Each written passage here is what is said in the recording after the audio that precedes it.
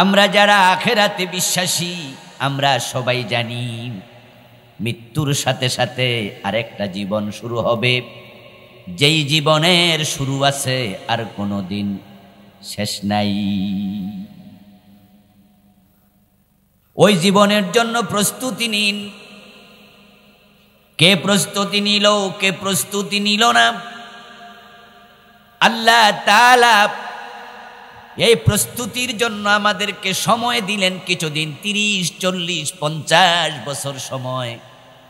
অতটুকুর ভিতরে প্রস্তুতি নিতে হবে। আল্লাযী খালাকাল মাউতা ওয়াল হায়াতা লিয়াবলুয়াকুম আইয়ুকুম আহসানু আমালা।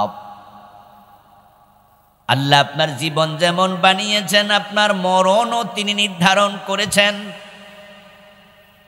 এগুলো আপনার হাতে নাই, আমার হাতে নাই। আমাদের জীবনটা কচু পাতার পানির চেয়েও আরো অনিশ্চিত। আমি তো বলে থাকি, কচু পাতার উপরের পানি যদিও টলমল করে, এটা পড়ার জন্য কারণ লাগে, হয়তো জলীয় বাষ্প হয়ে উড়ে যাবে, বাতাস লাগবে, অথবা সূর্যের তাপে এটাকে নিষ্কাশন করবে, অথবা মৃদুমন্দ বাতাসের ধাক্কা লাগলেই কচু পাতার পানিটা পড়ে। কচু পাতার পানি টলমল করে বটে, কিন্তু পড়তে কারণ লাগে। মানুষের মৃত্যুর জন্য কোনো কারণও প্রয়োজন নেই। পরিপূর্ণ সুস্থ মানুষ মরে গেছে, আরেকজনের জানাজার নামাজে গেছে, যাওয়ার পথে লাশ। সুস্থ মানুষ ঘুমিয়েছে, আর ঘুম থেকে ওঠে নাই, ঘুমেই মরে গেছে। হঠাৎ করে বলল বুকে ব্যথা, কেন জানি চিনচিন করে। আপনজন হাসপাতাল পর্যন্ত নিতে পারে নাই, এর আগে দুনিয়া থেকে চলে গেছে। আমরা কত মৃত্যুর খবর শুনি। এমন হঠাৎ মৃত্যু আমাদেরও হাজির হওয়ার সম্ভাবনা আছে না নাই? আল্লাহ আপনাকে বানালেন তার ইচ্ছা মতো, নেবেনও তার ইচ্ছা মতো। বানিয়ে রাখলেন রুহের জগতে, আলমে আরো হাতে। তারপরে সেখান থেকে আপনি এসেছেন মায়ের পেটে। কবে আসবেন আপনি জানতেন না, তিনি পাঠাইছেন, আসছেন। তারপরে মায়ের পেট হয়ে দুনিয়ায়, এখানেও কতদিন থাকবেন আপনি জানেন না, আপনাকে এটা জানানো হয় নাই। দুনিয়ায় কে কতদিন হায়াত পাবে এটা আল্লাহ কোনো নবীকেও জানান নাই। ওহী নাজিল করে করে আল্লাহ আম্বিয়া আলাইহিমুস সালামকে অনেক গোপন তথ্য দিতেন, অতীতের কাহিনী শোনাতেন। ভবিষ্যতে অনেক কিছু ঘটবে, আমার নবীকে আল্লাহ এগুলো জানাইছেন। নবী ঈসা আসমান থেকে নেমে আসবে, দাজ্জালের আবির্ভাব হবে, দাব্বাতুল আরদ নামক একটি মাখলুক জমিন ছিদ্র করে বের হবে, পশ্চিম দিকে সূর্য উদিত হবে। ভবিষ্যতের কাহিনী আল্লাহ জানাইছে, অতীতের কাহিনী জানাইছে, কিন্তু কখন নবীর মৃত্যু হবে আল্লাহ এটা নবীকেও জানান নাই। 5টা জিনিসকে টপ সিক্রেট বলা হয়। আরবিতে বলো উম্মুল গায়ব। এগুলো হচ্ছে গায়েবের মা। 5টা বিষয় এতটাই টপ সিক্রেট, আল্লাহ কোনো নবীকে জানান না। তার মাঝে একটা হলো মৃত্যু। কোরআনে আল্লাহ বলছেন, ইন্নাল্লাহা ইনদাহু ইলমুস সাআ ওয়া ইউনাজ্জিলুল গায়থ ওয়া ইয়ালামু মা ফিল আরহাম ওয়া মা তাদরি নাফসুম মাযা তাকসিবু গাদা ওয়া মা তাদরি নাফসুম বিআইয়ি আরদিন তামুত। 5টা ইলম আল্লাহর কাছে, আল্লাহ কাউকে দেন না। 1 নাম্বার, কবে কিয়ামত হবে। 2 নাম্বার, কবে বৃষ্টি হবে। 3 নাম্বার, মানুষ আগামী দিন কি। 3 নাম্বার, মায়ের পেটের সন্তান কোন আকৃতি পাবে, কেমন চরিত্রের হবে। মায়ের পেটের সন্তানের ব্যাপারে মাও জানে না, কেউ জানে না। 4 নাম্বার, কালকে কি খাবেন। 5 নাম্বার, কোথায় কবে মারা যাবেন। আমাদের কথা পঞ্চমটা নিয়ে, এই যে আমরা মরে যাব, আল্লাহ কয় আমি এটা কোনো নবীকেও জানাই নাই কবে তার মৃত্যু হবে। মৃত্যু একটা অনিশ্চিত সত্য, হবে এই বিষয়ে পৃথিবীর সবাই একমত। নাস্তিকরাও মৃত্যুকে অস্বীকার করে না, আল্লাহরে অস্বীকার করে, যে unseen is nothing, there is no God, নাউজুবিল্লাহ, আল্লাহ নাই এটা বলে, কিন্তু মৃত্যু নাই এ কথা নাস্তিকেরাও বলে না, তারাও বলে হ্যাঁ মরিতেই। ও প্রিয় ভাইরা, এখন আপনি এবং আমি মাঝখানে যে সময়টুকু পেলাম, জীবন এবং মৃত্যুর মাঝখানে, এ 30, 50, 70, 80, 100, আল্লাহ বলে লিয়াবলুয়াকুম আইয়ুকুম আহসানু আমালাম, আমি দেখতে চাই এই সময়টুকুতে কে কত ভালো আমল করে, কে কতটা ভালো কাজ করে। এখন ভালো কাজ করার জন্য আল্লাহ আমাদের বানাইছে। মনে রাখবেন দোস্ত, যত মন্দ কাজ আপনি করছেন, আল্লাহ একটা মন্দ কাজের জন্য আপনাকে বানাই নাই। আপনি উল্টা পাল্টা কাজ করতেছেন, এটা আপনার ব্যাপার। এই ঘড়ি যে বানাইছে সে কিন্তু যথাযথ সময় দেওয়ার জন্যই বানাইছে। ঘড়ি যদি যথাযথ সময় না দেয়, আমরা বলি ঘড়িটা নষ্ট হয়ে গেছে। এই মোবাইল যে বানাইছে, মানুষের কল আপ ডাউন করার জন্য বানাইছে। কল যদি আউটগোয়িং না হয়, আমরা বলি মোবাইল নষ্ট। এই মাইক যে বানাইছে, সাউন্ডটাকে লাউড করার জন্য বানাইছে। যদি লাউড সাউন্ড এটা না দেয়, আমরা বলি মাইক নষ্ট। আপনারে কল্যাণকামী হিসাবে বানাইছে, অকল্যাণ করেছেন, কোথাও উল্টা কাজ করছেন, আপনি মানুষ হিসাবে নষ্ট।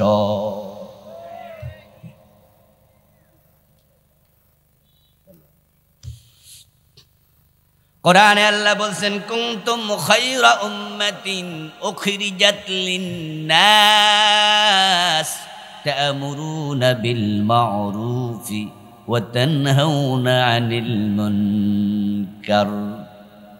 আল্লাহ তাআলা বলেন তোমরা সৃষ্টির মাঝে সেরা, তোমাদেরকে উখরিজাত লিন-নাস, মানুষের কল্যাণের জন্য বানাইছি।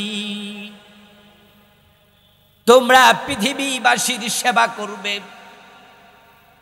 তা'মুরুনা বিল মা'রুফ, তোমরা নিজেরা শুধু নেক কাজ করবে না, ভালো কাজ শুধু নিজেরাই করবে না, মানুষকে ভালো কাজের জন্য আদেশ দেবে। ওয়া তানহাউনা আনিল মুনকার, অন্যায় থেকে শুধু নিজেরা বিরত থাকবে না, অন্যায় যেখানে দেখবা সেখানে তোমাদের প্রতিরোধ করতেই হবে। এটা আমাদের দায়িত্ব, সৃষ্টির উদ্দেশ্য। অন্যায় আমরা অনেকে করি না, আলহামদুলিল্লাহ এই স্বভাব আমাদের মাঝে আছে, বিদায়ী তো আমরা মাহফিলে এসেছি। এখানে ভালো মানুষরাই এসেছে মাহফিল শুনতে। আপনারা নিজেরা অনেকে অন্যায় করেন না, কিন্তু প্রবলেম তো অন্য জায়গায়।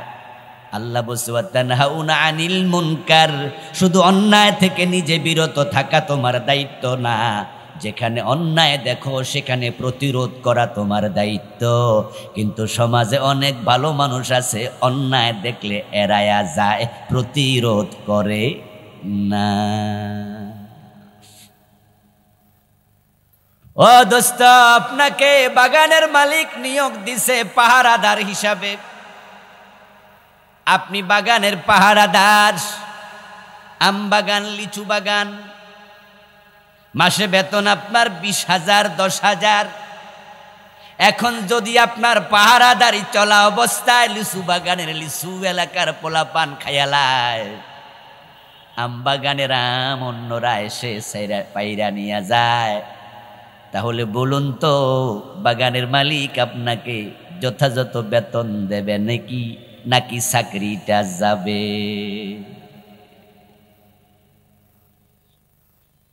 আপনি বাগানের পাহারাদার, আপনার দায়িত্ব হলো বাগানকে পাহারা দেয়া, অন্যরা যেন মালিকের ফসল নষ্ট করতে না পারে। ফল নষ্ট করতে না পারে। এটা আপনার দায়িত্ব। হ্যাঁ দোস্ত, যদি এমন কখনো হয় এলাকার পোলাপান এসেছে বাগানের লিচু পেরে নেয়ার জন্য, আপনি বাধা দিছেন, যেটা আপনার দায়িত্বের অংশ ছিল, বাধা দিতে যাওয়ার পর পোলাপান আপনাকে মারছে, মাথা ফাটাইয়া ফেলছে, তারপরে এবার তারা আপনারে রশি দিয়া বাইন্দা আপনারে মাইরা বাগানের লিচু নিয়ে চলে গেছে। মালিক যখন শুনবে আমার কর্মচারী বাগানের ফল রক্ষা করতে যাইয়া মাইর খাইছে, আপনার বেতনও যাবে না, বরং মালিক আপনার চিকিৎসার খরচও দেবে।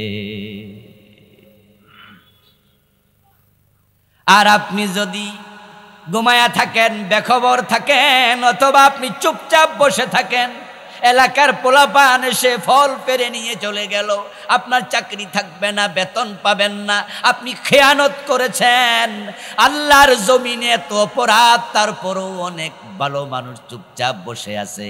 তাই সমাজে দিন দিন অপরাধ বেড়ে যাচ্ছে।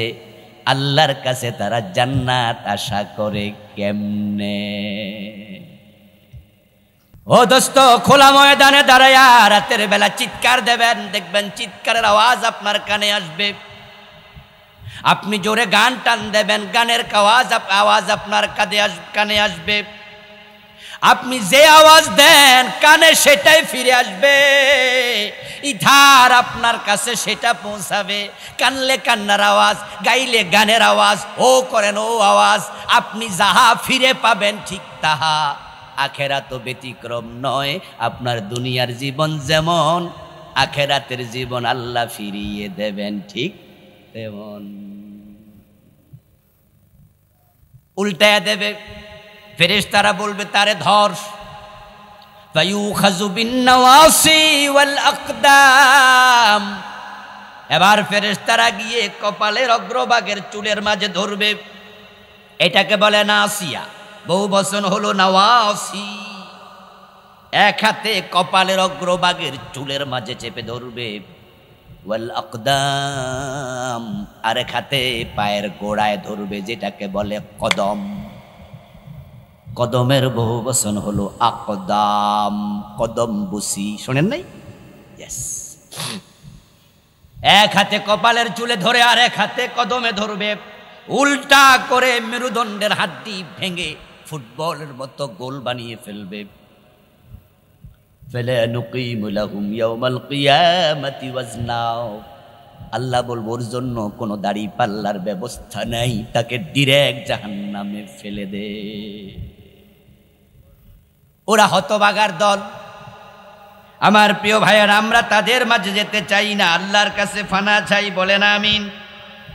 যেই মানুষগুলো কিয়ামতের দিন আল্লাহ তাআলা কথা বলবেন না, এ বইটা আমি লিখেছি, তারা হবে 14 গ্রুপ। 14টা বদ চরিত্রের মানুষের সাথে আল্লাহ কথা বলবেন না। 1 নাম্বার, যারা ইসলামের বিধান এলেম শিকার পরে গোপন করে।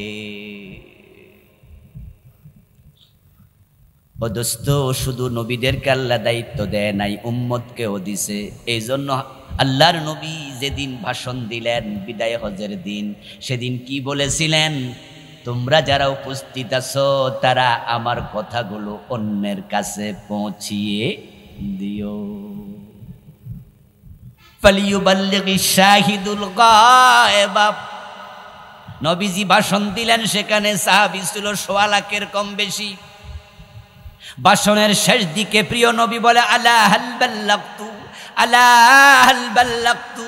আমার আল্লাহ তো বলছে, ও রাসূল, বাল্লিগ মা উনজিলা ইলাইকা মির রাব্বিক, তুমি রবের পক্ষ থেকে নাজিল হওয়া কোরআনের মেসেজ পৌঁছাও। আজকে তো আমার জীবনের শেষ দিক, হতে পারে এই মাঠে আর দেখা হবে না, আমি চলে যাব দুনিয়া থেকে। এখন আমি তোমাদের জিজ্ঞাসা করতে চাই, আলা হাল বাল্লাগতু, সাক্ষী দাও তোমরা, আমি কি আল্লাহর মেসেজ তোমাদের কাছে পৌঁছিয়েছি? সব সাহাবী চিৎকার দিয়ে বলে, হ্যাঁ। রাসূল 3 বার তাদের থেকে সাক্ষ্য নিলেন। নিয়ে এবার বলতেছে, এবার আমি তোমাদের দায়িত্ব দিলাম, আমার মেসেজগুলো যারা আজকের মাঠে নাই তাদের কাছে পৌঁছিয়ে দাও, আমার কথাগুলো তোমরা গোপন করিও না। সাহাবারাই মেসেজ নিয়ে তামাম দুনিয়া ছড়ায়।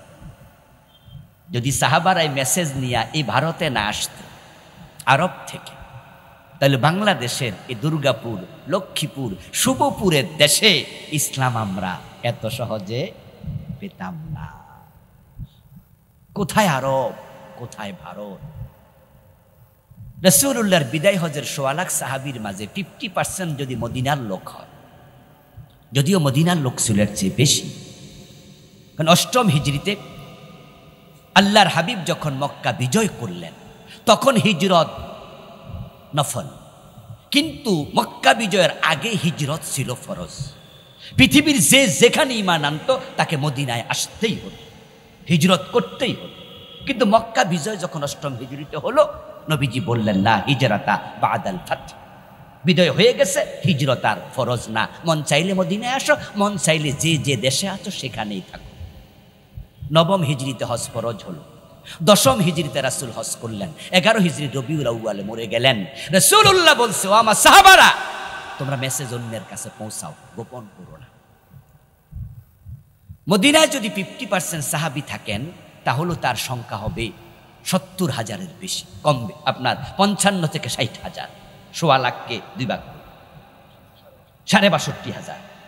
ধরেন ৫০,০০০ সাহাবীও যদি মদিনা কেন্দ্রিক থাকে, মদিনার যে কবরস্থান বাকিয়াল কারকাত, যেটাকে বাংলাদেশের লোকেরা জান্নাতুল বাকি বলছি আমরা, ওখানে সাহাবীর কবর পাওয়া যায় মাত্র ১০,০০০। তো বাকি ৪০,০০০ সাহাবী কই? সাহাবীর কবর পাওয়া যায় আফ্রিকায়, তাদের কবর পাওয়া যায় মিশরে, তাদের কবর পাওয়া যায় ইন্ডিয়াতে। এইগুলো কি প্রমাণ করে? নবীর সাহাবারা ইসলাম নিয়ে তামাম দুনিয়ায় ছড়াইয়া পড়ছে। কিন্তু রাসূলের রেখে যাওয়া ইসলাম আমরা আলেমরাও যখন প্রচার করি, আমরা সুবিধা দেখে করি। আমরা কিছু এলেম প্রচার করি, কিছু এলেম গোপন করি। এজন্যই বাংলাদেশে অধিকাংশ বক্তা, অধিকাংশ পীর, অধিকাংশ খতিব, অধিকাংশ আলেম দেখবেন আল্লাহর জমিনে আল্লাহর দিন কায়েমের ওয়াজ করে না, রোজার ওয়াজ করে না, নামাজের ওয়াজ করে না, একজন হুজুরও পাবেন না। আকিমুস সালাতের ওয়াজ করেনি একজন পীর নাই। আকিমুস সালাত এই ওয়াজ করে না একজন বক্তা নাই, সবাই করে। কিন্তু যেই কোরআনে আকিমুস সালাত আছে, ওই কোরআনে আকিমুদ্দিন এটা আছে না নাই? এখন এই ওয়াজের খবর কি? নামাজের আয়াত আছে কোরআনে ৮০টার বেশি, রোজার আয়াত আছে মাত্র ৫ থেকে ৬টা, হজের আয়াত আছে ৪ থেকে ৫টা, যাকাতের আয়াত আছে ৫০টার কিছু বেশি, আর জিহাদের আয়াত আছে ৫০০। জিহাদের ওয়াজ করে না এমন পীর আছে না নাই?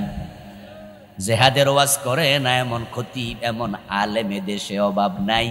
বরং জেহাদের ওয়াজ করলে চেহারা কালো হয়, ওয়াজ শুই না এমন মুসল্লিও আছে। আর গত ১৫ বছর তো জেহাদের ওয়াজ করলে জঙ্গির মামলাও খাওয়া লাগছে। গত ১৫ বছরে জেহাদ এবং জঙ্গিবাদ এ দুইটার একাকার করে ফেলা হয়েছিল, একাকার করে ফেলা হয়েছিল। জেহাদ মানে জঙ্গিবাদ, নাউজুবিল্লাহি মিন যালিক। জেহাদ কি জঙ্গিবাদ নাকি জেহাদ একটি ইবাদত? জেহাদ কি? ইসলামে জেহাদ আছে? চিৎকার দিয়া বলুন না, কথা বলেন। রাসূল জেহাদ করেছেন, সাহাবারা জেহাদ করেছে, জেহাদের কথা কোরআনে আছে। এখনো এই আমল স্থগিত না চলমান? তো আপনি জেহাদের ওয়াজ কেন করেন না? এলেম লুকানোর কারণে আল্লাহ আপনাকে উল্টে।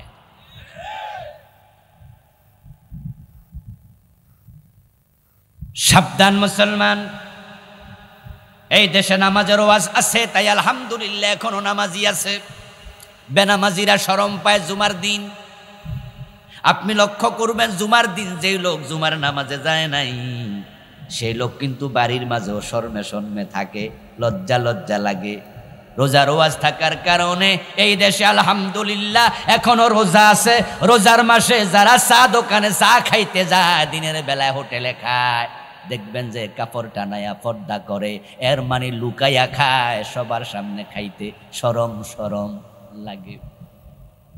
হজের ওয়াজ থাকার কারণে এখনো মানুষ হজে যাওয়ার জন্য লাইন ধরে, সিনেমার নায়িকা পর্যন্ত হজ করে, রাশেদ খান মেনন, হাসানুল হক ইনু, এ বাম লোকেরা পর্যন্ত আলহাজ লেখার জন্য হজ করেছে।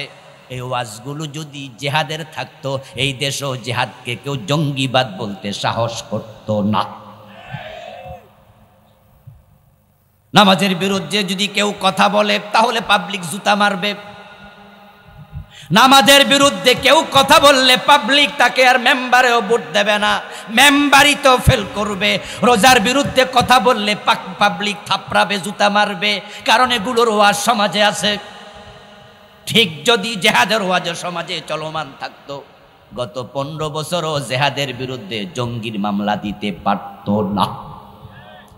হাজার হাজার হুজুর তো জেহাদের ওয়াজই করে না, আর যে কয়জন করে তাদেরকে টার্গেট বানায়া মামলার আসামি বানাইছে। ও দোস্ত, আকিমুস সালার ওয়াজ থাকার কারণে এখনো নামাজ আছে। বেনামাজি লজ্জায় থাকে জুমার দিন।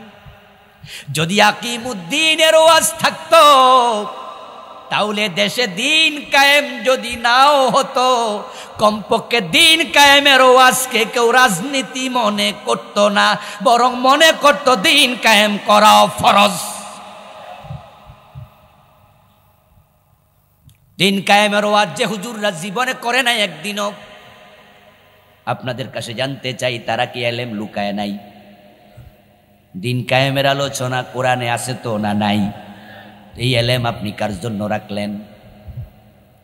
কিছু বলবেন, কিছু বলবেন না, আল্লাহ আপনাকে ছাড়বে না। আল্লাহ তাআলা কোরআন মাজিদে বলতেছেন, যে সমস্ত মানুষগুলো এলেম লুকাবে, এলেম গোপন করবে, ইন্নাল্লাযীনা ইয়াকতুমুনা মা আনজালাল্লাহু মিনাল কিতাব, আল্লাহ যা কিতাবে নাজিল করেছেন তা থেকে যারা গোপন রাখবে, ওয়ায়াশতারুনা বিহি সামানান কালীলা, এবং তারা কোরআনের ফতোয়া বিক্রি করবে অল্প দামে। হুজুরকে টাকা দিলে ফতোয়া উল্টায়া দেয়, এমন হুজুরও আছে না নাই? গত পরশুদিন সোশ্যাল মিডিয়া দেখলাম, আল্লাহ জানে কতটুকু সত্য, কোন জায়গায় জানি বেডা বউ তালাক দিছে, আরেক হুজুর হিল্লা বিয়া কইরা 2 ঘন্টা পরে। আস্তাগফিরুল্লাহ। আপনারা কি দেখছেন? কয়েকজন মনে দেখে লাইছেন যারা? আস্তাগফিরুল্লাহ। হিল্লা বিয়ে নামে কোনো বিয়ের অস্তিত্ব ইসলামে নেই। 2 ঘন্টার জন্য বিয়ে করলা। ইসলামে বিয়ে তো কখনো নির্দিষ্ট সময়ের জন্য হওয়ার সিস্টেমটাই, বিয়ে তো হয় সব সময়ের জন্য। তুমি তো করার সময় চিন্তা করছো 2 ঘন্টা। এই যে নেকায়ে মুআক্কাত, নির্দিষ্ট সময়ের বিয়ে, এইগুলো ইসলামের এক সময় ছিল, যেটার নাম নেকায়ে মুতআ, নেকায়ে মুআক্কাত, নেকায়ে মুতআ। এই জাতীয় বিয়ে চিরদিনের জন্য হারাম। এখন টাকা দিলে ফতোয়া উল্টে যায়। যারা কোরআনের বিধানগুলো অল্প বিনিময়ে বিক্রি করে, কিছু বিধান গোপন করে, আল্লাহ বলে উলাইকা মা ইয়াকুলুনা ফি বুতুনিহিম ইল্লান নার, তাদের অন্তরে, তাদের পেটে তারা আগুন ঢুকাচ্ছে। ওয়ালা ইউকাল্লিমুহুমুল্লাহু ইয়াওমাল কিয়ামাহ, কিয়ামতের দিন আল্লাহ তাদের সাথে কথা বলবেন না। ওয়ালা ইউযাক্কিহিম, তাদেরকে আল্লাহ এই অন্যায় অপরাধ থেকে পবিত্র করবে না। ওয়ালাহুম আযাবুন আলীম, তাদের জন্য আছে কঠিন আযাব। ও দোস্ত, এই আয়াত শোনার পরে তুমি ইসলাম পুরা প্রচার না কইরা অর্ধেক করো কেমনে? তোমার কলিজায় যদি আল্লাহর ভয় থাকে, দুনিয়ার আযাবকে ভয় করো না, দুনিয়ার জেলকে ভয় করো না, দুনিয়ার মামলাকে ভয় করো না। দুনিয়ার শাস্তির চেয়ে আল্লাহর শাস্তি অত্যন্ত কঠিন। হক কথা বললে পুলিশে ধরে, হক কথা না বললে আল্লাহ ধরে। গত 15 বছর এই মুসিবতের ভিতর দিয়ে আমরা কাটাইছি। আমারও পুলিশ 3 বার ধরছে, গত 15 বছর 3 বার ধরছে, আর আরেকবার জেরা কইরা ছেড়ে দিছে। মোট 4 বার গাড়িতে কইরা ঘুরাইয়া ধরছে, 3-4 ঘন্টা রাখছে। তা আমি তো আসলে এমন কথাই বলি যে কথাগুলো হয়তো বলি সত্যই, কিন্তু ডাইরেক্ট তো আর কই না। তো ডাইরেক্ট না কওয়াতে আমার ধরে রাখতে পারে নাই, আমি ফিসলেস উঠে গেছি। কটিয়াদি থানায় নিল, কিশোরগঞ্জ থানায় নিল, একবার সদর থানায়, পাকুন্দিয়া থানায় নিল, 3 থানা ঘুরাইয়া তারপর রাতের বেলা ছেড়ে দিল। ওসি সাহেবের আমি জিজ্ঞাসা করছি অপরাধটা আগে বলেন, তারপরে আমার জেলে দেন। বলে না অপরাধ নাই, কিন্তু আপনি সরকারের বিরুদ্ধে বলেন। তো কোনটা কোনটা কইছি এটা বলেন। তখন এবার বলে যে না আমরাও তো মুসলমান, তবে আর কইেন না। তো শেষ পর্যন্ত ছেড়ে দিচ্ছে। এই যে বারবার ধরে, একবার তো এএসপি সাভারে ছিলাম, ওখানে গেল অনেকগুলা পুলিশ নিয়ে। উনি গিয়ে বলতেছে হুজুর আপনার বিরুদ্ধে এত রিপোর্ট। আমি বললাম স্যার কি রিপোর্ট? আপনি সারা দিন নাকি চান্স পাইলে সরকারের বিরুদ্ধে। বললাম স্যার আমি তো এখানে জুমা পড়াই, আপনি একদিন সিভিলে মেহরবানি করে আমার এখানে জুমা পড়বেন। গোয়েন্দাদের কথা শুনেন না, কারণ তারা সকলে সত্য কথা বলে না, যার আইডিওলজি যেটা সে সেটা বলে। আপনি নিজে একটু আসবেন, এসে আমার জুমা শুনবেন। যদি দেখেন যে হ্যাঁ আমি এমন কিছু বলেছি যেটা রাষ্ট্রের সাথে সাংঘর্ষিক, দেশীয় আইনের সাথে সাংঘর্ষিক, রাষ্ট্রদ্রোহ হয়, সংবিধান বিরোধী হয়ে যায়, তাহলে আপনি আমাকে অ্যারেস্ট করে নিয়ে যাবেন, অসুবিধা নাই, আমি তো আইনের ঊর্ধ্বে না, আপনি আসবেন। এবার উনি বলতেছে হুজুর আমিও বুঝি, এখন আমরাও তো চাপে আছি, এটা কাজ করেন যে হুজুর আপনি একটু রইয়া সইয়া কন। তখন আমি উনাকে বললাম আসি বড় বিপদে স্যার, কইলে আপনারা ধরেন, না কইলে আল্লাহ ধরে। শিক্ষিত মানুষ, ঢাকা ইউনিভার্সিটির ছাত্র উনি। উনাকে আমি কার্ড দিছি, উনিও পড়ে বলে আপনি ঢাকা বিশ্ববিদ্যালয় পিএইচডি। আমি কই হ্যাঁ। আরে ভাই তাহলে আপনারে কি বুঝাবো, আপনিও তো অবুঝ না। বাস্তবতা ঠিক তাই, আমরা শখে বলি না। আমাদেরও বউ বাচ্চা আছে, জেলে দিলে আমাদেরও কষ্ট হয়। আমির হামজাকে জেলে দিয়েছে, দেয়ার আগে সে বলল 11 ঘন্টা 2 হাত বেঁধে এইভাবে টানায় রাখছে, মাটির মাঝে দাঁড় করায় এইভাবে রাখছে। আচ্ছা হাত এইটা 2-4 ঘন্টা রাখলেও তো বেহুশ হয়ে যাওয়ার কথা, এগুলো জিমজিম হওয়ার কথা। জুনায়েদ বাবু নগরী রাহেমাহুল্লাহকে পিটাইয়া 2টা হাঁটু অসল করে দিয়েছে। অসংখ্য আলেম ওলামাকে প্লাস দিয়ে টেনে রিমান্ডের নামে নখ তুলে ফেলেছে। এরপরও আমরা কেন বলি? একটা কারণে বলি, দুনিয়ায় না বললে আখেরাতে আল্লাহ ধরবে। এই জন্য দুনিয়ার শাস্তিকে আমরা ভয় করি না। জেল জুলুম যাই হোক, কোন এলেম গোপন রাখা যাবে না। গোপন রাখলে আল্লাহ উল্টাইয়া দেবে। সেদিন কি হবে? সেদিন কি হবে? আকিমুস সালার ওয়াজ যেমন করি, যেদিন ওয়াজ নামাজের হয় সেদিন নামাজ যেমন বিস্তারিত বলি, যেদিন আকিমাতে দিন নিয়ে ওয়াজ হবে সেদিন একামতে দিনও বিস্তারিত বলি, কোনোটা গোপন করি না। এটাই হচ্ছে আল্লাহর ভয়। আল্লাহ ধরলে উপায় নাই, দুনিয়ার ধরাকে পরোয়া করা যাবে না। বরং যারা আমাদেরকে জুলুম করছে, থামাইতে আইছে, আল্লাহ ওদেরকে থামাইয়া দিছে। এজন্য আহলে কোরআন যারা, আহলুল্লাহ যারা, তাদের সাথে কে আছে? আল্লাহ আছে। নবী মুহাম্মদের মতো লোক যদি দাঁত দিতে পারে, আমার দাঁতের দাম কি বাইরে গেছে? প্রিয় নবী মুহাম্মদ সাল্লাল্লাহু আলাইহি সাল্লাম যদি রক্ত দিতে পারে, আমার রক্ত কি বেশি মূল্যবান হয়ে গেল? রাসূল যদি 3 বছর জেল খাটতে পারে, এই ওয়াজ আমি অনেক করেছি, অনেক বলেছি। ও মুসলমানেরা, ও আলেম ওলামারা, তোমরা জেলে যাচ্ছ দলে দলে, অসুবিধা নাই, ভয় পেও না। 3 বছর জেল খাটার আগে জেলের ব্যাপারে টেনশন করো না, কারণ 3 বছর পর্যন্ত জেল খাটা নবী মুহাম্মাদের সুন্নাহ।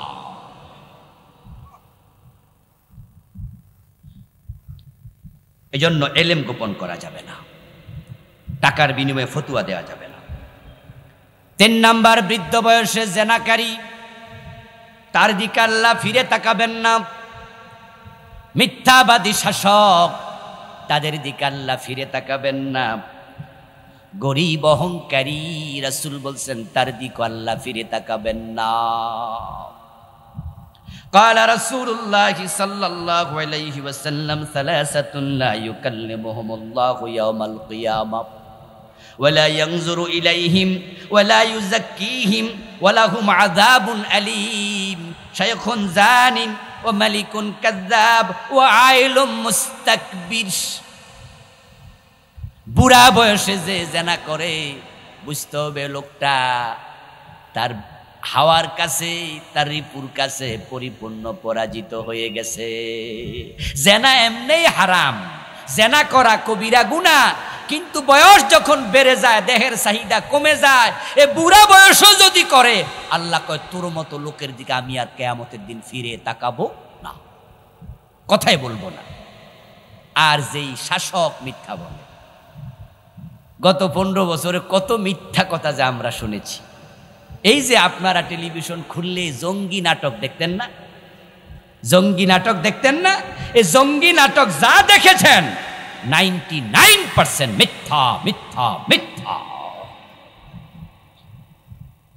কিছুদিন আগে, 1 মাসের কম বেশি এর ভিতরেই হবে, সকালবেলা একটু বের হলাম ঘর থেকে, নিচে নামলাম আমার বাসা থেকে, বাসা 5 তলার উপরে। ফজরের নামাজের পর দেখে আমাকে দেখে এক ভদ্রলোক দৌড়ায় আসছে, মুখে দাড়ি এরকম, মাথায় টুপি, গায়ে পাঞ্জাবি, এসে আমার সাথে মোসাফা করে বলো হুজুর আমি পুলিশের এসআই অমক। তা আমার সুরত দেখে মায়া লাগলো, এত লম্বা দাড়ি এসআই মানুষের, এরকম পুলিশ তো খুব কম দেখি। মাশাআল্লাহ, বাড়ি কই খোঁজ খবর নিলাম, কোথায় আছেন? বললো আমি আছি কাউন্টার টেরোরিজম ওখানে, বিগত এত বছর, 5-7 বছরের কথা। তখন আমি বললাম যে ভাই এই লোকে তো খুঁজি, যারা দৈরা দৈরা ক্রস ফায়ার দিচ্ছে, তা আপনি ওই জায়গায় আছেন, আসলে আপনাদের কাজটা কি? তখন বলল মূল কাজ ছিল সাধারণ মানুষের জঙ্গি বানানো। ইন্না লিল্লাহ, কয় কি?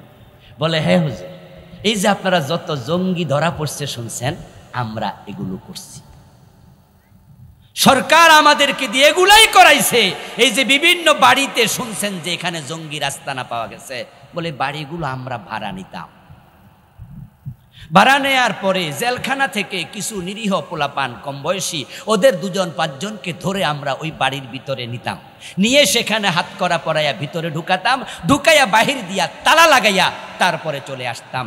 1 দিন পরে 2 দিন পরে আমরা এই র্যাবের গাড়ি, পুলিশের গাড়ি নিয়ে সেখানে হ্যান্ডমাইক নিয়ে চিৎকার দিয়ে বলতাম এই বাড়িতে জঙ্গির আস্তানা পাওয়া গেছে, এই বের হও বের হও বের হও।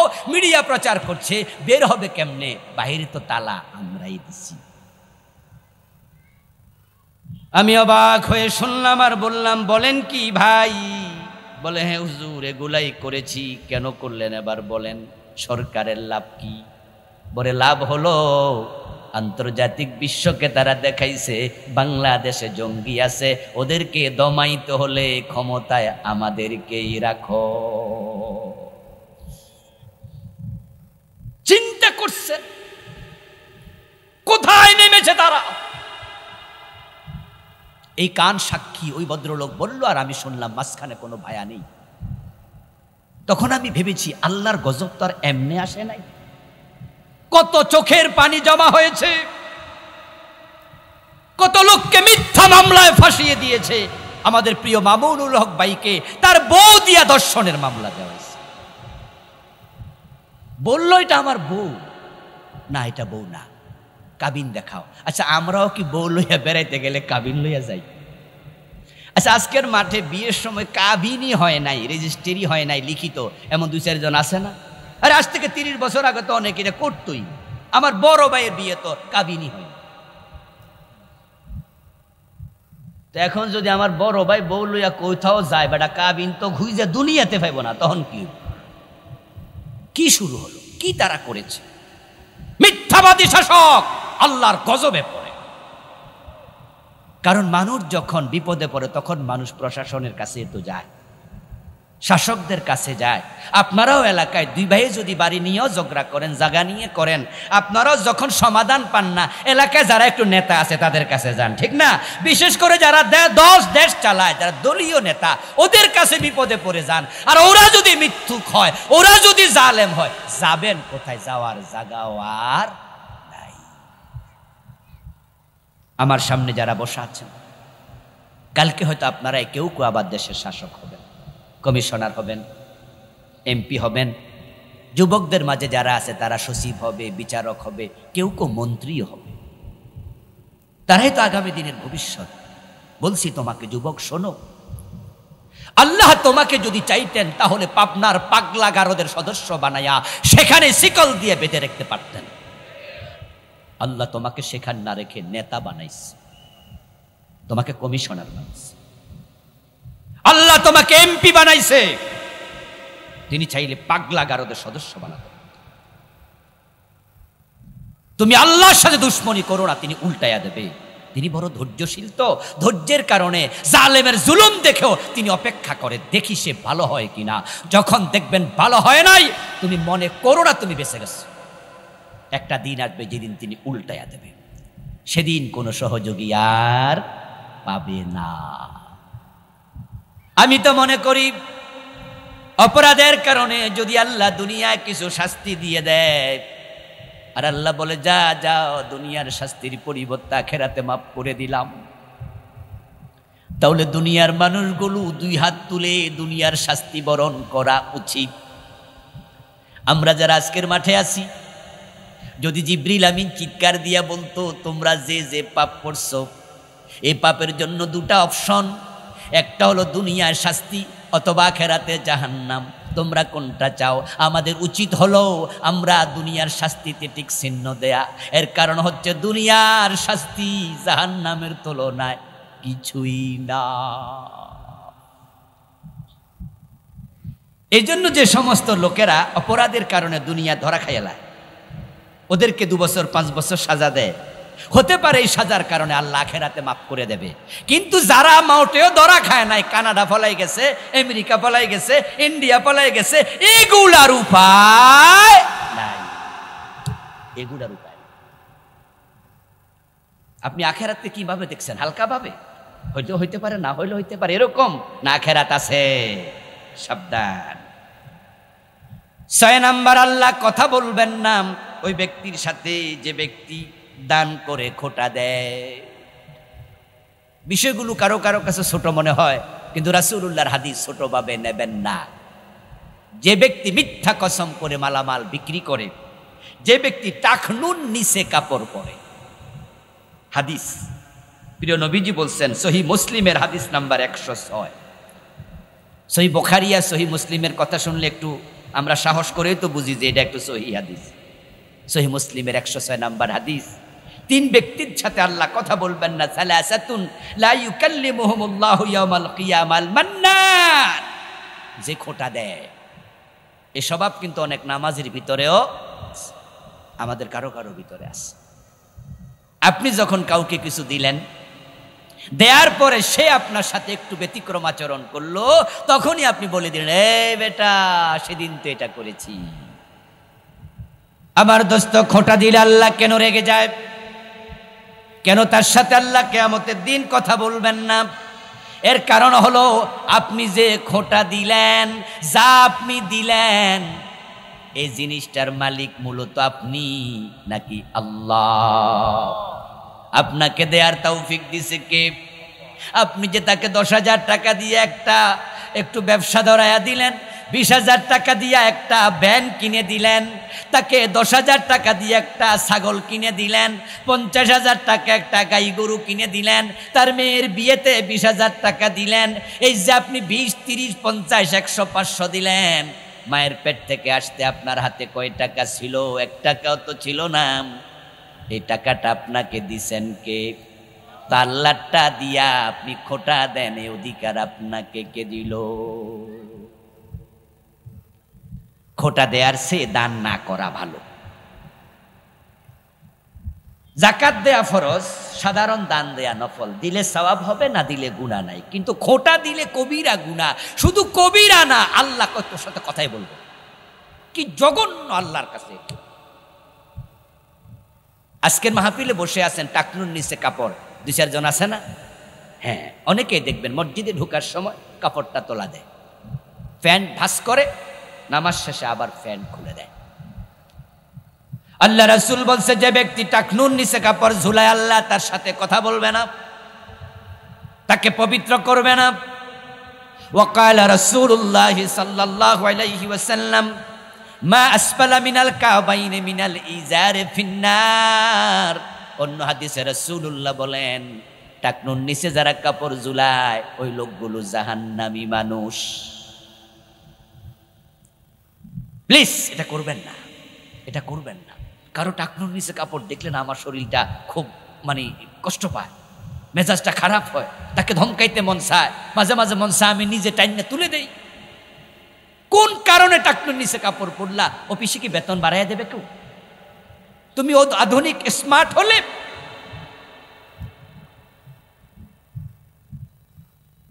বিল ক্লিন্টন আমেরিকার সাবেক প্রেসিডেন্ট, আপনি ইউটিউবে সার্চ দিলে, গুগলে ঢুকলে তার ছবি আপনি এখনই পাবেন। বিল ক্লিন্টনকে দেখবেন যে সে টাকনুর উপরে কাপড় পরতো। কেন পরতো আমি জানি না, তার অসংখ্য ছবি আমি দেখেছি এবং তাকে লাইভ দেখেছি যখন বিভিন্ন টেলিভিশনে, তখন আমি খেয়াল করছি টাকনুর উপরে কাপড়। আমি জানি না কেন পরে, কিন্তু আমার প্রসঙ্গ হলো সে টাকনুর উপরে কাপড় পরা আমেরিকার প্রেসিডেন্ট হইতে পারলে আমনে কোন ভিআইপি। অনেকে আছে অতি আধুনিক হওয়ার জন্য দাড়ি কামায়, যারা দাড়ি মুখে রাখে তাদেরকে একটু আনকালচার্ড ভাবে, আধুনিক না। তা আমি বলি যে বাংলাদেশের সব ভিআইপিরা রবীন্দ্রনাথের পূজা করে, রবীন্দ্রনাথের মুখে দাড়ি আছে না নেই? তো বাংলাদেশে যারা দাড়ি কামাইয়া আমরা দাড়িওয়ালাদের দোষ ধরে, তো হেরার পূজনীয় রবীন্দ্রনাথের দাড়ি তো আমার চেয়ে লম্বা। রবীন্দ্রনাথ যদি লম্বা দাড়ি নিয়ে আসে নোবেল প্রাইজ পেতে পারে, তোমাদের মতো লোকদের পূজনীয় হতে পারে, তা তোমরা দাড়ি কামাইয়া আমাদের দিকে আঙ্গুল তোলো। হুজুররা মুখে ভর্তি দাড়ি রাখে, আনকালচার। যেই সমস্ত মেয়েরা বাংলাদেশে দাড়িওয়ালা ছেলেকে অপছন্দ করে, আপনারা বলুন তো ওরা কি নজরুল প্রেমিক হবে না রবীন্দ্র প্রেমিক? অধিকাংশ কি কায়কোবাদ প্রেমিক? কি মনে হয় আপনাদের কাছে? যারা দাড়ি পছন্দ করে না তাদেরকে দেখবেন যে নজরুল গীতি করে, তারাই সারেগামা পাওয়ালা, তারাই বামপন্থী, তারাই উল্টা চলে। তো তাদের ফির রবীন্দ্রনাথ দাড়িওয়ালা হইয়া ভিআইপি হলো কেন? আমার বন্ধু, 9 নাম্বার হলো যারা পানি ব্যবহারে মানুষকে বাধা দেয়, আল্লাহ কিয়ামতের দিন তাদের সাথে কথা বলবেন না। খুব ভালো করে মনে রাখবেন। আপনার যদি পানি সহজলভ্য এমন কিছু থাকে, যেখানে পানি নালা আছে, পানির খাল আছে, অথবা আপনার নিজের কল আছে, আপনি পানি ইউজ করতে বাধা দেবেন না। পানি আল্লাহর এমন এক নেয়ামত, যে নেয়ামতে মানুষের কোনো কন্ট্রিবিউশন নাই। সুবহানাল্লাহ, সুবহানাল্লাহ, সুবহানাল্লাহ। এই পানি ডাইরেক্ট আল্লাহ দেন, ডিরেক্ট। আশ্চর্য হবেন যে পানির উৎস হলো সমুদ্র, আর সমুদ্রের মাঝে 99.99 সমুদ্রের পানি হলো নোনা। পৃথিবীর সব সমুদ্রের পানি লবণাক্ত। কিছু সমুদ্রের মাঝখানে আল্লাহ মিষ্টি পানি ও জল রাখছে, পানি রাখছে। এটা হচ্ছে সমুদ্র যারা যাবে তাদের ব্যবহারের। সুবহানাল্লাহ, ভিন্ন জিনিস। সব সমুদ্রের পানি নোনা। যে সমুদ্র থেকে আকাশে পানি উঠলো, ওই পানি যখন আকাশ থেকে নামে তখন যদি আল্লাহ লবণ সরাইয়া না দিত, পৃথিবীর গাছপালা একটা বাঁচত না, কোনো জায়গায় ফসল হতো না। ওই নোনা পানির কারণে আমরা পান করার পানি পেতাম না। মাটির নিচে পানি যখন ঢুকতো তখনও পানিটা লবণাক্ত হয়ে ঢুকতো, জমিন পর্যন্ত নষ্ট করে দিত। এবার একটু আওয়াজ দিয়ে বলুন তো, সমুদ্রের পানি আকাশে তুলে লবণ সরালেন কে? ডিরেক্ট তার হাত, যেটা সেটা হচ্ছে পানি। অন্য জায়গাও তারই হাত, এটা স্পেশাল। এবং সেটা জমিনে পড়ার পরে কিছু পানি সাগরে চলে যায়, কিছু পানি আবার জমিন তাকে ধরে রাখে। সুবহানাল্লাহ ওয়া বিহামদিহি। জমিন যদি পানি ধরে না রাখতো, টিউবওয়েল বসাইলে পানি আসতো কোত্থেকে? এজন্য রাসূল বলছে পানি ব্যবহারে বাধা দিও না। তারপর বলেন মিথ্যা কসম করে অন্যের মাল দখল করে, অন্যের মাল দখল করার জন্য আল্লাহর নামের আশ্রয় নেয়, তাদের সাথে আল্লাহ কথা বলবে না। 11 নাম্বার ব্যক্তি যারা মাতা পিতার অবাধ্য সন্তান, তাদের সাথে আল্লাহ কিয়ামতের দিন কথা বলবেন না। This is so sensitive. কারণ আমাদের সমাজে ইয়াংদের মাঝে ইদানিং কালে মা বাবার অবাধ্যতার প্রবণতা বেড়েছে, বাড়তে এমন জায়গায় গিয়ে ঠেকছে, এখন বাংলাদেশের মুসলমানের সন্তান বুড়া মা বাবাকে বৃদ্ধ নিবাসে পাঠাচ্ছে, যেটা আজ থেকে 30 বছর আগে দেশে ছিলই না। ঢাকা শহরের ডানে পাশে বাম পাশে এখন 100-র উপরে ওল্ড হোম তৈরি হয়েছে। গাজীপুরে এমন ওল্ড হোম আছে যার ওল্ডের সংখ্যা 400-র বেশি। খবর নিয়ে জানা যায়, মাঝে মাঝে বিভিন্ন টেলিভিশন চ্যানেলে প্রতিবেদন করে, বিভিন্ন পত্রিকা রিপোর্ট করে যে সেখানে এমন বৃদ্ধারা আছে যাদের নিজের সন্তান MBBS ডাক্তার, ইঞ্জিনিয়ার, উচ্চশিক্ষিত, ইউনিভার্সিটি প্রফেসর। গ্রামের রিক্সাওয়ালারও এত খারাপ হয় নাই। এখনো গ্রামের দিনমজুর ভাইয়েরা দিনে তারা 200 টাকা কামলা দেয়, 500 টাকা কামায়। ওই 500 টাকা 1000 টাকা নিয়েই মা বাবাকে আগলে রাখে বিশ্ববিদ্যালয়ের প্রফেসর। বাবাকে বলল, মা বাবার অবাধ্য হবা, আল্লাহ তোমার দিকে ফিরেও তাকাবেন না। খুব সাবধান। মা বাবা মানি জান্নাত, মা বাবা মানি জাহান্নাম। 13 নম্বর দায়ুস, জান্নাতে ঢুকবে না, তাকে আল্লাহ পবিত্র করবেন না। দায়ুস আজকের এই প্রোগ্রামেও আছে। দায়ুস আজকের প্রোগ্রামে আছে। কেমনে বললাম? রাসূলুল্লাহ বলছে, আমি না। রাসূলকে জিজ্ঞাসা করলো, ইয়া রাসূলুল্লাহ ওয়া মা দায়ুস? ক্বালা আল্লাযী লা ইউবালি মান ইয়াদখুলু ফি আহলিহি। হুজুর দায়ুস কে? রাসূল বলে, ওই পুরুষ যেই পুরুষ তার পরিবারে কোন পুরুষ ঢুকলো কোন পুরুষ গেল খবর রাখে না। তার মেয়ে প্রেম করছে, মেয়েকে দিয়েছে পড়াতে এমন যুবক ছেলের হাতে, এক টেবিলে বসে শুধু পড়ে না আরো কিছু করে। মেয়ে যে চরিত্রহীনা হলো, বাবা এটা ড্যাম কেয়ার এই বয়সে একটু একটু করেই। যেই স্বামীর স্ত্রী পর্দা করে না সেই স্বামী দায়ুস। যেই মেয়ে পর্দা করে না তার বাবা দায়ুস। যে বড় ভাইয়ের ছোট বোন পর্দা করে না, ছোট বোন তার অধীনস্থ, তাকে দায়ুস। আপনার কন্ট্রোল করে না সেই ভাই দায়ুস। বোরকা ছাড়া কলেজে যায়, স্কুলে যায়, বোরকা ছাড়া বউ মার্কেটে যায়, নিজের বউ বেপর্দা, মেয়ে বেপর্দা, এমন 2-4 জন আজকের মাহফিলে আছে। আপনি দায়ুস। কিয়ামতের দিন আল্লাহ আপনার সাথে কথা বলবেন না। কি করবেন? কি করবেন বলেন তো? একটা কাজ করবেন, সেটা হচ্ছে আপনি সিরিয়াস হয়ে যাবেন। ওই যে বলছিলাম ঘড়ি টাইম দেয় না, নষ্ট ঘড়ি। মোবাইল কথা আউটগোয়িং করে না, নষ্ট মোবাইল। মাইকটা লাউড সাউন্ড দেয় না, নষ্ট মাইক। আপনি আল্লাহর কথার বাহিরে চলেন, আপনি নষ্ট বান্দা। আপনি ঠিক হয়ে যান।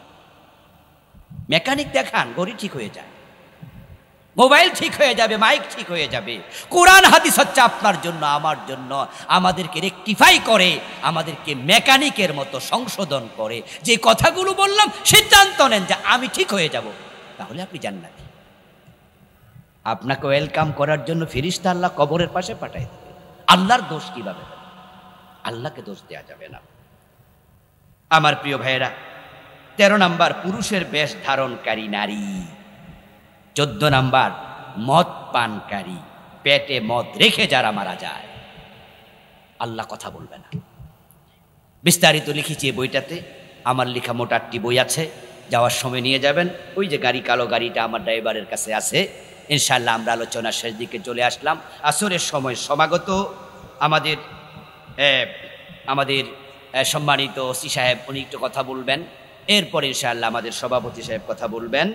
আমরা ইনশাআল্লাহ তারপরে দোয়া করে একসাথে বিদায় নিতে চাই। আজকের মতো আমি শেষ করছি। উঠবেন না আশা করছি, ওসি সাহেবের কথা শুনে তারপরে উঠবেন। উনি আপনাদের যেহেতু এখানকার দায়িত্বশীল, এই জন্য ওনার সাথে কন্ট্রিবিউট করুন। আপনারা যদি ওনাদের সাথে হাত মিলান, আপনারা পুলিশের একটি স্লোগান দেখেছেন, মাঝখান দিয়ে তারা লিখেছে, জনতাই পুলিশ, পুলিশই জনতা।